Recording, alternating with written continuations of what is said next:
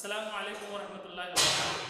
अजीज़ बच्चों, ये सबक स्टैंडर्ड 6 के स्टूडेंट के लिए है और इस लॉकडाउन में तो सारी दुनिया पूरे बोरियत महसूस कर रही है, चाहे वो परेशानी के आलम में हो या जिस आलम में हो।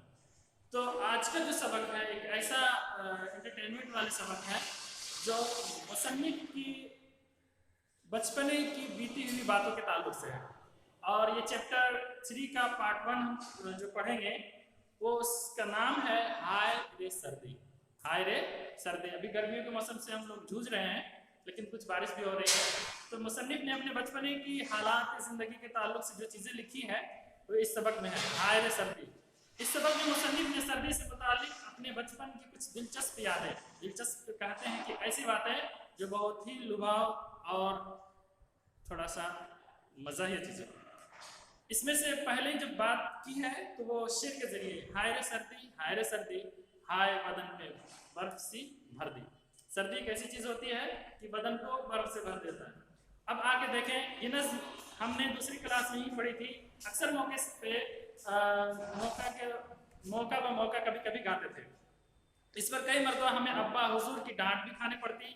पहले तो डांट खाकर बोलते, अरे क्या सर्दी सर्दी, यानी अब्बा हुजूर इस तरह से बात करते, क्या सर्दी सर्दी।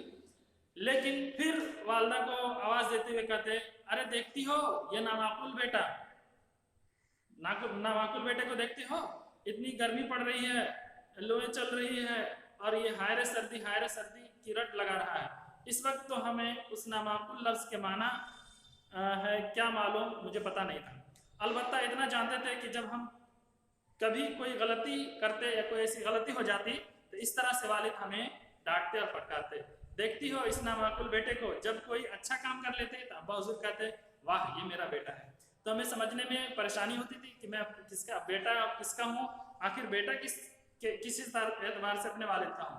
हम ये फैसला नहीं कर पाते थे कि हम किसका बेटा है। अलबत्ता हमें अपनी अम्मी का बेटा बनने में बहुत मजा आता था। अब आगे देखें, उस जमाने में तो हमें सर्दी का एहसास बिल्कुल नहीं होता था, क्योंकि बचपने में आप देखते हैं कि हम चाहे पेरेंट्स हो या टीचर्स हो, बच्चे को कहते हैं कि आप सर्दी के लिए इस कपड़े का इस्तेमाल करें, लेकिन बच्चे को एहसास नहीं होता। उसी तरीके से मुसन्निफ ने अपने बचपने की ज़िंदगी को बता रहे हैं। जब हमारे वालिदैन हमें हर वक्त कपड़ों से लाद रखते थे और हम उनको बार बार उतार कर फेंक देते, क्योंकि वो हमारे खेल कूद और दूसरे मशागिल यानी दूसरे काम में खलल यानी डिस्टर्ब करता था।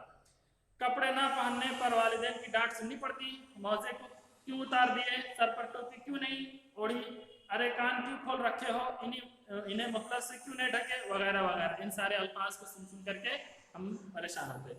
मुखलस से तो हमें खांसी एलर्जी थी, यानी मेरा दिल नहीं मानता था कि हम मुखलस को इस्तेमाल करें। हुआ ये था कि सर्दी का मौसम था और एक दिन हमारे वालिद साहब ने हमारे सर पर मुखलस साफे की तरह बांध दिए, यानी अमामा की तरह मेरे सर पे बांध दिया। अब बांध करके क्या किया, मेरे वालिद ने स्कूल की तरफ रवाना कर दिया, स्कूल भेज दिया। इस हालत में हम स्कूल पहुंचे तो हमारे टीचर बहुत नाराज हुए और बोले, ये क्या बांध कर आए हो। और ये कहते हुए हमारा मतलब उतरवा दिया, बस्ते में रखवा दिया। और वो दिन है आज का दिन, हम अब मुफलर नहीं पहनते चाहे कितनी भी सर्दी हो। अब सर्दी के ताल्लुक से मुसन्निफ की कुछ यादें जो बची हुई है हम अगले सबक में पढ़ेंगे इंशाअल्लाह। कुछ सख्त अल्फाज जो मैंने इस सबक से लिख रखे हैं। मुश्किल अल्फाज। दिलचस्प के माना होता है दिल को मोह लेना, एहसास महसूस करना। यहाँ पे मशागिल का लफ्ज़ आया है, हालांकि वो मशगला का जमा है। मशगला के माने होता है काम। खांसी एलर्जी के मतलब यहाँ पे माना जो लिया गया है इस सबक में, दिल को ना भाना।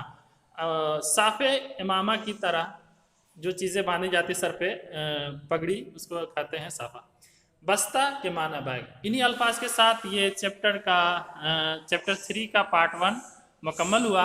इंशाअल्लाह फिर अगले चैप्टर में अगले पार्ट में मिलेंगे। खुदा हाफिज़।